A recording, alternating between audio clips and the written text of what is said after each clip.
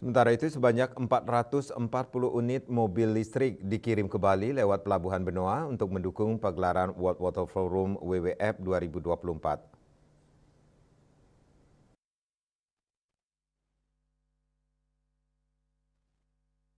Subregional Head Bali Nusa Tenggara, Faris Haryoso mengatakan, Pelabuhan Benoa merupakan salah satu pintu gerbang logistik dan barang di Bali. Selain membantu gelaran World Water Forum WWF ke-10 yang akan dilaksanakan pada 18 sampai 25 Mei 2024 nanti, Pelabuhan Benoa juga tengah menyiapkan diri menyambut kapal pesiar pada pertengahan bulan Mei ini. Menjelang gelaran WWF 2024, Pelindo sudah melayani pengiriman 440 mobil listrik. Pihaknya tentu memberikan layanan terbaik sebagai bentuk komitmen dan dukungan terhadap kegiatan penting ini. Adapun mobil listrik yang diangkut antara lain BMW, Hyundai, Wuling, dan Toyota.